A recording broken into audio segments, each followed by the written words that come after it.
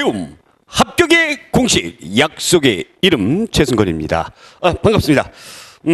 오늘 드디어 중앙집권 고구려의 성장 요 단어를 공부할 텐데 이제 고대 국가로 넘어가는 거죠.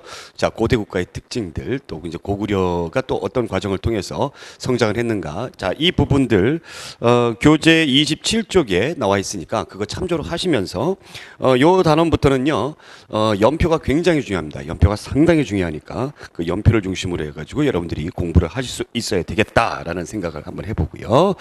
자, 우리는 이제 계리직을 합격하기 위한 그런 분들이기 때문에 뭐 수능이라든가 뭐 한능검 이런 시험 준비하는 거 아니잖아요, 그렇죠? 그래서 쉬운 내용들 그런 것들은 여러분들이 잘 알고 계시리라 생각을 하면서 중요한 부분들만 짚고 넘어가도록 하겠습니다. 자, 중앙집권 요소, 중앙집권이라는 게 뭐예요?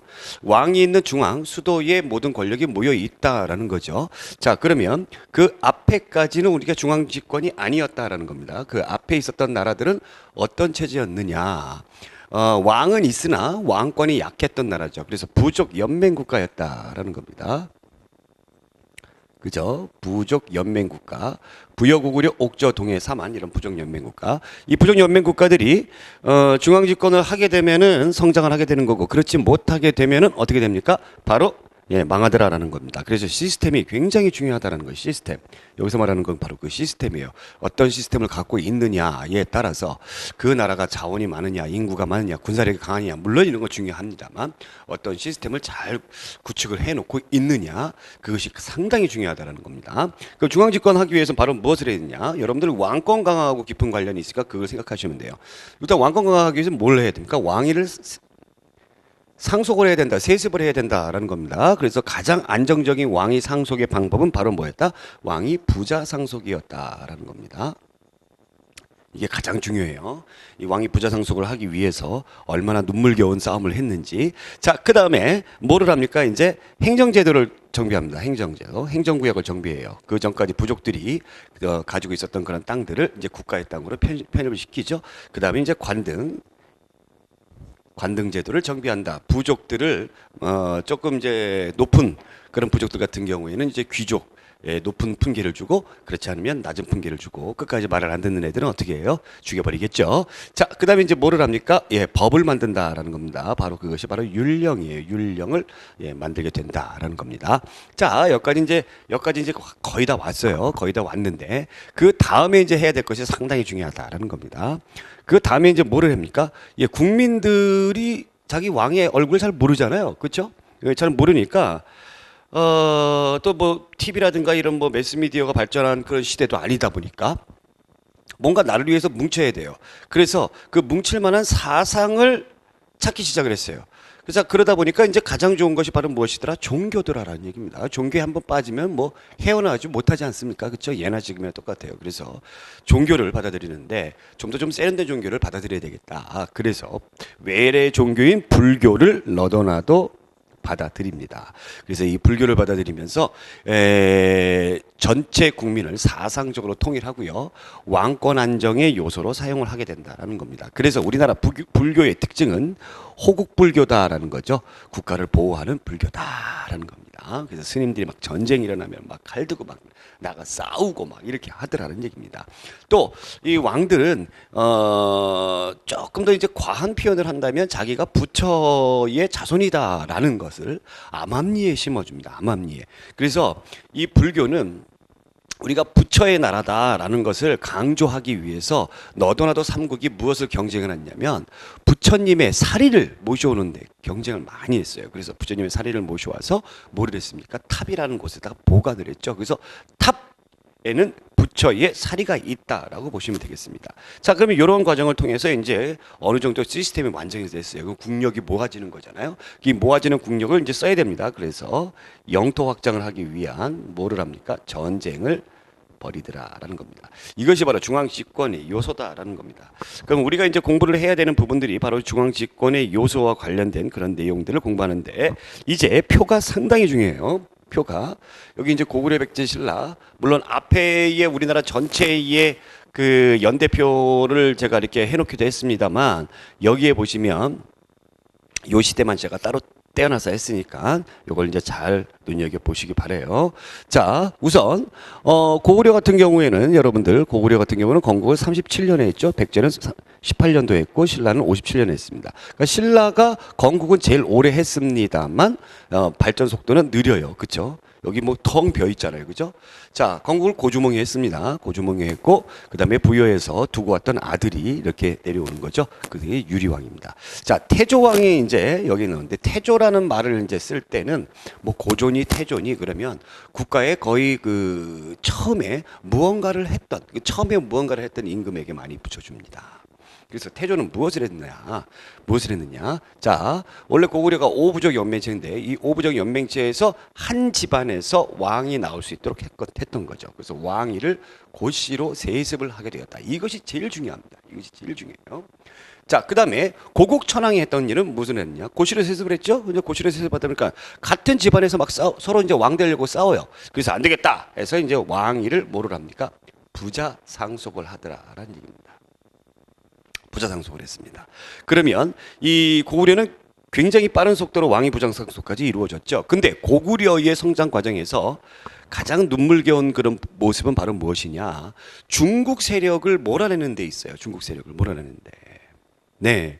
그래서 중국 세력을 몰아내는 데에 눈물겨운 노력들을 많이 하는데 이때 이제 어느 정도 왕권이 안정되다 보니까 동천왕 때 중국 세력을 몰아내기 위해서 서안평이라는 곳을 공격을 합니다. 압록강 너머에 서안평, 그러니까 요동에서 넘어오는 그런 요지예요. 여기를 공격을 해요. 그러나 너무 섣부른 일이었다라는 겁니다. 그래서 위나라 관구검의 침입으로 인해서 동천왕이 도망가는 그런 모습까지 보이게 된다라는 겁니다. 그러나 섣부른 모습이었지만 이러한 노력들이 계속 있었기 때문에 뒤에 있는 고구려 왕들은 이 중국 세력하고 타협하기보다는 걔네들을 몰아내기 위해서 어마어마한 노력을 많이 했습니다.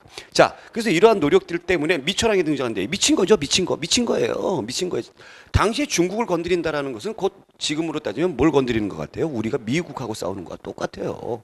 예, 미친 거죠. 자, 미천왕 때 낙랑군을 추천합니다. 낙랑군. 자, 우리가 한사군 중에 하나였죠. 그럼 한사군들 나머지는 다 무너지고 없어져 버렸는데 끝까지 남아 있었던 것이 바로 낙랑군이에요. 이 낙랑군이 제일 잘 나갔어요. 잘 나가기도 했습니다만 또 이제 우리나라 남부 지역에 뭐 진국이라든가 나중에 이제 가야 이런 나라들과 교육을 하면서 또 중국하고 연결이 되는, 그러면서 이제 중개 무역 아닌 중개 무역으로 굉장히 번성하게 되는 그 중국의 하나의 뭐였습니까? 행정구역이었다라는 겁니다. 이 낙랑군을 몰아냈다라는 겁니다. 대단한 거죠. 고구려인들의 자존심이 하늘 끝까지 올라가게 되는 그런 모습 볼 수 있습니다. 그래서 좀 약간 좀 자만했던 모습도 좀 있었던 것 같아요. 그러나 미천왕이 죽고 나서 이 고국 원왕이 등장하는데 이 고국 원왕은 원한에 사무쳐 있어. 그래서 원한에 사무쳐 있어. 원한이야. 고국 원한에 사무쳐 있어. 자, 미천왕 때 이제 빼앗기다 보니까 그 다음에 이제 중국 세력들이 쳐들어오게 되는 거죠. 그러면서 이제 고국 원왕 같은 경우에는 나중에 이 전쟁에서 지면서 왕비와 그 다음에 고구려인 5만여 명이 포로로 잡혀갑니다. 포로로 잡혀가요. 그런 수모까지 겪게 되더라라는 겁니다. 그런 수모까지. 그러면서 아래에서는 그 틈을 이용해서 백제의 스타 임금이죠. 근초고왕이 들어오게 되는 거죠. 여기 근초고왕이 있죠. 여기 근초고왕이. 예, 근초고왕이 들어오게 되는 거죠. 근초왕의 침입으로 인해서 고국원왕은 원한에 사무쳐서 전사를 하더라라는 겁니다. 자, 이러한 배경 속에서 등장을 했던 소수림왕. 고국원왕과 같이, 아버지 고국원왕과 같이 이제 전쟁터에서 많이 싸웠고, 또 그 다음에 중국 세력이 너무 미웠겠죠. 그쵸. 아버지가 이제 또, 중국 애들이 쳐들어와 가지고 고국 원왕의 이 시신, 뭐 이런 것까지 다 뭐 파헤쳐 가지고 가지고 가기도 하고 이런 수모를 많이 겪었었는데, 소수림왕 같은 경우에는 이런 어떤 분노, 이런 것들이 있었겠죠. 이런 분노를 어떻게 다스렸느냐. 참지 못하고 바로 그냥 쳐들어가서 싸웠느냐. 그게 아니다라는 겁니다. 그게 아니고, 그냥 자기의 감정을 꾹꾹 누르면서 어떻게 했어요? 국가를 다시 재정비를 해야 되겠다. 그래서 저는 고구려의 임금 가운데서 많은 분들이 스타 임금이 뭐 광개토 대왕이라든가 장수왕을 좋아하긴 합니다만, 저는 이 소수림왕이 제일 큰 업적을 하지 않았나라는 그런 생각을 합니다. 국가 체제를 정비합니다. 그래서 주먹구구식으로 싸우지 말아야 되겠다. 그래서 태학을 설립하고, 태학. 그 다음에 율령을 반포하고 율령. 네. 그 다음에 또 이제 뭐랍니까? 불교를 수용을 했다라는 겁니다. 그래서 이러한 이 고구원왕의 노력이 있었기 때문에 여기 등장하는 광개토 대왕이 나와서 어마어마한 대제국을 거느릴 수가 있었다라는 겁니다. 자, 그러한 내용들을 제가 이제 표로 간단히 알아봤고요. 자, 여러분들 다음 페이지로 이제 들어가게 되면은 여기 이제 광개토 대왕과 관련된 표도 또 설명해야 되겠네요. 이 광개토 대왕이 주로 이제 북쪽으로 이제 많이 그 영토를 확장을 했는데, 그래서 광개토 대왕인데, 광개토 대왕이 여러분들 그 북쪽으로 간 것이 아니라 남쪽으로 내려왔음도 여러분들이 알고 계셔야 됩니다. 그래서 한강 이북까지 요거 주의하셔야 돼요. 한강 이북까지 점령을 하게 되고요. 자, 그 다음에 이 당시에 광개토 대왕 때 신라는 누구였어요? 신라는 신라 뇌물마리간, 앞에 이제 있군요. 뇌물마리간이 있어요. 뇌물마리간. 신라는 뇌물마리간이었어요. 신라는 뇌물마리간이었는데 요때 이제 왜구들이 쳐들어옵니다. 가야 세력과 연합한 왜구들이 쳐들어와서 신라가 굉장히 이 혼란에 빠져요. 그래서 도와줄 때 어디에 고구려 광개토 대왕한테 형님 우리 좀 제발 도와주세요 이렇게 부탁을 합니다. 그래서 광개토 대왕이, 보통은 전쟁 나갈 때 광개토 대왕은 자기가 직접 출전을 하는데 그러지 않고 아유 그 정도쯤이야 네가 알아서 갈 수 있을 거 아니야, 본인은 안 나갑니다. 그러면서 신라 기병 5만 명을 보내서 침입한 네, 왜구와 그 다음에 가야 세력을 누르뜨리죠. 그러면서 이 고구려가 신라에 큰 영향력을 행사하게 되더라라는 거죠. 자, 그 다음에 이제 장수왕입니다. 자, 장수왕은 왕 노릇을 오래 했습니다. 그래서 장수왕이에요. 80여 년을 했죠. 자, 주로 이제 남진 정책을 하죠. 평양으로 천도하고 남진 정책을 하고, 자, 그러면서 자기 조상의 원수를 갚습니다. 고국 원왕의 원수를 갚습니다. 그 신라 왕을 죽여요. 얼마나 괴로웠어요. 그래서 죽은 왕이 계로왕이에요. 계로왕. 자, 계로왕이고, 그러다 보니까 이제 신라왕이 아니라 백제왕이죠. 계로왕이 죽고, 자, 그러다 보니까 이제 어떻게 해요? 백제 같은 경우 수도를 옮기죠. 그래서 문주왕 때의 수도를 위례성, 한강 유역을 버리고 어디로 갑니까? 웅진으로 가게 되더라라는 겁니다. 자, 이 장수왕은 주로 남진 정책을 많이 했다라고 여러분들이 잘 알고 계실 건데, 그러나 북쪽으로도 올라가요. 그래서 몽골 지방까지 올라갑니다. 그것까지 여러분들이 챙겨 주셔야 됩니다. 몽골 지방까지 올라간다. 이런 것까지 우리가 알고 계셔야 돼요. 자, 그러다가 이제 6세기 들어가게 되면은 사실은 백제와 신라가 서로 연합을 해서 중흥기의 노력이에요.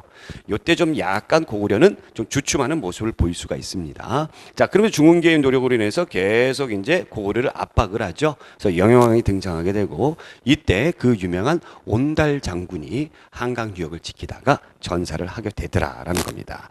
자, 이러한 것들을 이제 표로 보시면서 여러분들이 느낌을 가져주셔야 되고요. 자, 그러면 교재 몇 페이지? 28쪽에 나와 있는 주요 왕들의 업적을 한번 우리가 알아보도록 하겠습니다. 자, 동명성왕 고주몽이라고 그러죠. 고구려 건국을 했습니다. 37년도에 유리왕은 국내성 천도를 했고요. 태조왕 아까 얘기했던 굉장히 중요한 일, 아까 뭐였다고요? 고르부, 게르부 고시로 왕위 세습을 했다. 그 다음에 고국 천황 같은 경우에는 뭐를 했습니까? 왕이 부자 상속을 했다, 이렇게 나와 있죠. 부자 상속을 하고요. 그 다음에 부자 상속을 하면서 귀족들이 반발을 했겠죠. 그 반발들을 누리면서 이 귀족들 5부 지역을 행정구역 5부로 개편을 딱 하게 되더라라는 겁니다. 그것까지 알아두시고, 그 다음에 그 유명한 진대법, 을파소의 건의를 받아들여서 춘대춘합에 뭡니까? 예, 춘대춘합 빈민구제법이죠. 자, 이것까지 하게 되더라라는 겁니다.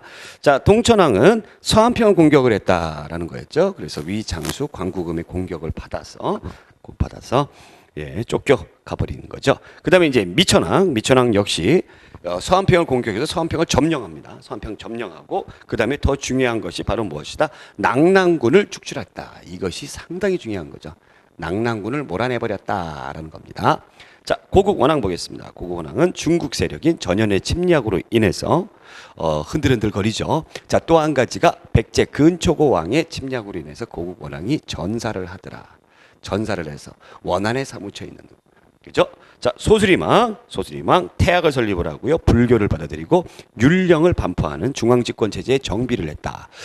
제가 개인적인 견해입니다만 고구려의 임금 가운데서 가장 훌륭했던 임금이다라고 제가 말씀드렸습니다. 자, 광개토 대왕입니다. 원래 광개토 태왕이라고 하는데 제위기간이 그닥 많지는 않아요. 그러나 이 사람이 정복군주다라는 겁니다. 거기 이제 지도 보시면은 광개토 대왕이 북쪽으로 넓은 영토 그 지역이 나와 있는데 그거 뭐 그냥 넓게 뭐 했다. 영토를 확장했다. 이 정도만 여러분들이 아시면 돼요. 예, 거기 보시면 뭐 체계, 뭐 숙신, 후연 등을 정복하고 뭐 만주, 요동 지방 뭐 정복한 것만 주에 나와 있잖아요. 자, 중요한 건 이제 신라를 도왔다라는 것이 있고요. 자, 그다음에 한강 이북 지역까지 점령을 했다. 그래서 광개토 대왕이 신라를 도와주면서 신라의 영향력을 행사하면서 신라가 어떻게 본다면 고구려의 속국과 같은 그런 신세로 전락을 하게 되는 그 대표적인 어떤 증거가 있습니다. 신라 경주의 호우총에서 발견된 호우명 그릇이 있다라는 거죠. 호우명 그릇. 자, 그다음에 장수왕. 여기 보시면 흥안령 일대다 이렇게 나와 있죠. 흥안령 일대 초원지대를 점령했다. 이것이 이제 몽골 지역입니다. 몽골 내륙 지역입니다. 요것까지 여러분들이 생각해 두셔야 된다라는 거 기억해 두시기 바랍니다. 장수왕, 평양 천도하고 뭐 이런 것들은 여러분들이 잘 알고 계시는 것이고 그 장수왕의 어떤 남진 정책으로 인해서 어떻게 했습니까? 백제와 신라는 무슨 동맹? 나제 동맹을 형성하게 되더라라는 겁니다. 자, 그래서 태조왕, 동천왕, 미천왕 거기에 이제 중요한 중국 세력과 관련된 중요한 왕들까지 제가 여기에다가 잘 정리를 했습니다. 그렇기 때문에 여러분들이 요 내용들 공부를 하시면서 그냥 허투루 공부하시면 안 돼요. 정말 치밀하게 공부해 주셔야 된다라는 거 여러분들 잊지 말아 주시기 바라면서 네, 여기 이제 그 유적 유물이 나와 있죠. 네, 여기 보시면 이게 이제 광개토 대왕릉비예요. 광개토 대왕릉비. 예, 광개토 대왕릉비 누가 세운 거예요? 아버지의 업적을 기념하기 위해서 장수왕이 세운 거죠. 만주 지반 지역에 여기다가 세운 거죠. 어마어마하게 크죠. 야, 대단합니다. 대단해요. 자, 그다음에 여기에 나와 있는 것이 바로 이게 호명 그릇이다라는 겁니다. 여기 이제 호명 그릇 여기에 나와 있는데 여기에 이제 있는 그 글자 이것이 이제 고구려가 신라에 진출했음을 말해주는 그 대표적인 증거다라는 겁니다. 자, 이것이 이제 충주에 있는 충주 고구려비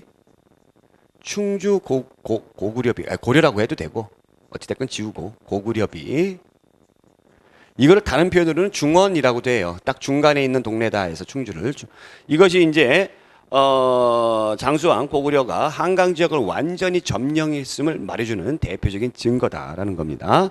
자, 중원 고구려비까지 알아봤고요. 고구려의 전성기 시절의 지도를 한번 보겠습니다. 여기 보시면 뭐 전현, 거란, 부여, 동부여, 숙신 이렇게 쭉 있는데 이런 것들이 전부 다 누가? 광개토 대왕이 점령을 했던 것이고 그 다음에 여기 보시면 한강이 있습니다. 여기 한강 이북 지역, 요 지역까지 광개토 대왕이 밀고 내려왔다라는 거고 그 다음에 장수왕은 완전히 한강을 점령을 한 거죠. 그러니까 한강이 두 가지가 있어요. 북쪽에서 내려오는 북한강, 그 다음에 남쪽에서 오는 남한강. 한강 지역을 완전히 장악했다는 건 남한강 유역까지 장악했음을 말해 주는 겁니다. 그래서 장수왕이 남한강 유역까지 해가지고 여기에 이렇게 영토를 확장을 했다라는 거 기억해 두시기 바랍니다. 광개토 대왕릉비는 바로 여기에 있고요. 이쪽에 있고 그 다음에 장수왕의 충주 고구려비는 바로 이쪽에 자리를 하고 있다라는 위치까지 파악을 해 두시면 되겠습니다. 이제 조금 더 이제 좀 자세하게 보기 위해서 제가 좀 이렇게 그림을 준비를 했고요. 자, 이렇게 해서 중앙 집권 체제와 고구려의 성장까지 우리가 압축 정치사 부분으로 알아봤습니다. 이제 고구려가 어떤 과정을 통해서 성장했는지 여러분들 이제 머릿속에 정리가 잘 됐으리라 생각하고요. 다음 시간에 백제에 대해서 알아보도록 하겠습니다. 오늘 여기까지 고맙습니다.